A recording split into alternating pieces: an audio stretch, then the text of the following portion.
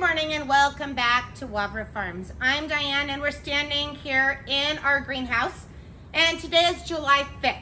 So the holidays passed us. Now is the time to trim up your baskets again for the second time this season, or the first if you haven't done so already. So I'm going to take this petunia basket that's getting kind of long and leggy and I'm going to trim it up and I'm going to show you what it looks like. And I'm going to tag this one as sold so that I can show you in 2 weeks what it looks like again. So let me show you how we're going to do this. Now, everything's going to grow back, even though it's going to be fairly drastic. So I'm going to seriously I'm going to grab onto a handful and I am going to start cutting some of this basket off. And what happens is it's going to form a nice ball towards the top. I'm not going to have this long leggy stuff. And it's also going to take care of some of these dead blooms underneath. So let me go through, trim it up a little bit. We've done one of these before. I showed you kind of how that works. Let's do it again. So I'm kind of just gonna keep trimming. And it's a pretty quick process. And the bottom of my basket is actually clear up in here. So I'm not right under my basket. I am like a foot below where the bottom of the basket lies.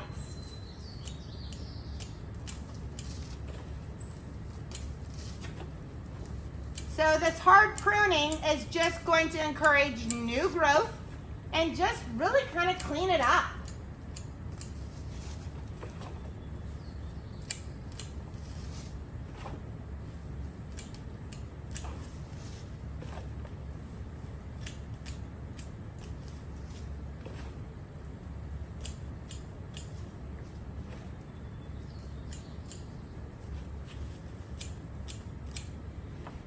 Okay, so now I'm going to kind of shape it. So I'm going to take and just trim a little bit on the sides, kind of pull those out, and just kind of shape it a little bit.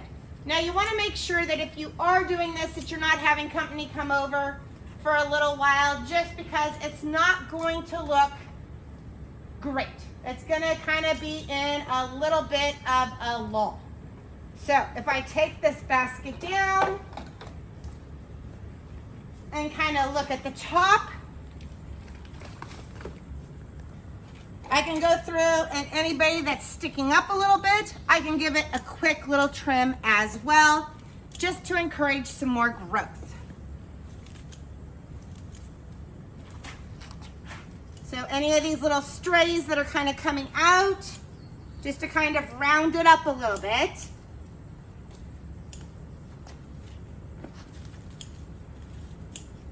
So as you can see from the last time I did this, we do have a bunch of nice new growth coming out of the top.